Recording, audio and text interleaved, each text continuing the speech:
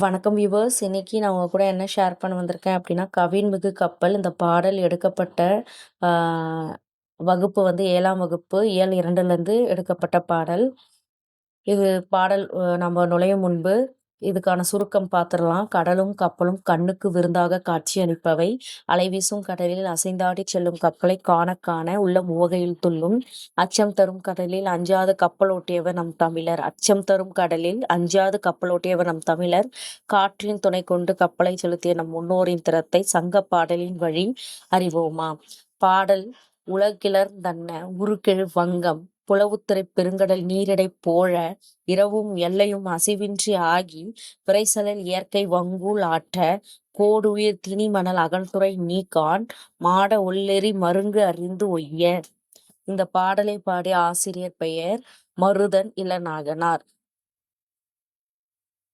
பாடல் வந்துட்டு நம்ம கதை சுருக்கத்திலேயே நம்ம பார்த்துட்டோம். கப்பலையும் கடலையும் அந்த காலத்தில் இருக்கக்கூடிய நம்மளுடைய தமிழர் வந்துட்டு எப்படி வந்து அவர்களுடைய வீரத்தை பறைசாற்றும் வகையில் அமைஞ்சிருக்கக்கூடிய ஒரு பாடல் தான் இது.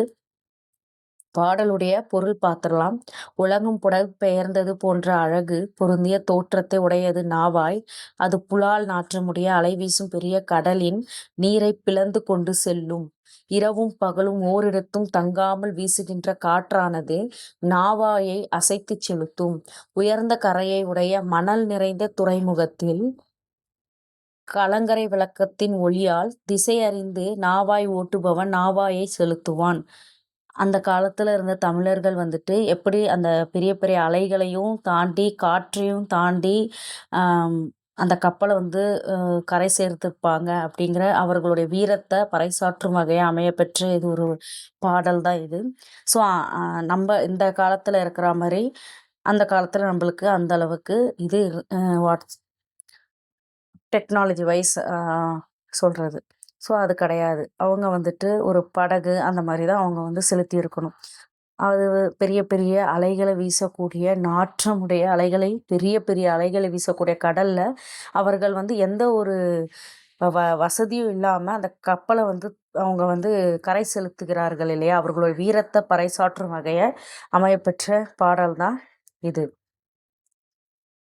துறைமுகத்துடைய அதாவது கலங்கரை விளக்கம் வந்து பார்த்தீங்கன்னு சொன்னால் திசை அதனுடைய அந்த விளக்குடைய ஒளியில் கிடைக்கக்கூடிய திசையை அறிஞ்சு தான் நாவாயே செலுத்தியிருக்காங்க. அடுத்து சொல்லும் பொருளும் உரு அழகு போழ பிளக்க வங்கூழ் காற்று நீகான் நாவாய் ஓட்டுபவன். உருனா அழகு, நீகான்னா நாவாய் ஓட்டுபவன்.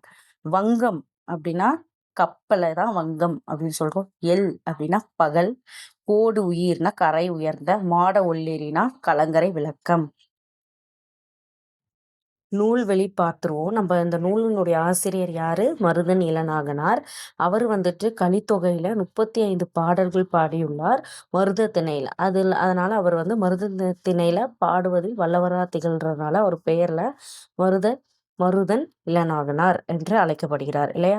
ஸோ அகநானூறு இது வந்து அகத்தை பற்றி கூறுவது அகநானூறு.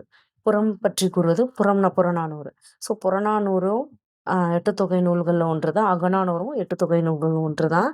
ஸோ புலவர் பலரால் பாடப்பட்ட 400 பாடல்களை கொண்டது தான் இந்த 8 தொகை நூல். இந்நூலை வந்து நம்ம நெடுந்தொகை நூல் சொல்லலாம். இந்நூலில் 255வது பாடலாக இங்கே தரப்பட்டிருக்கு இல்லையா.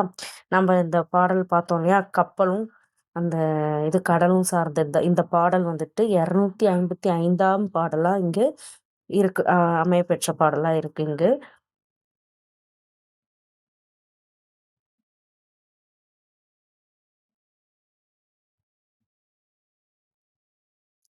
Thank you viewers.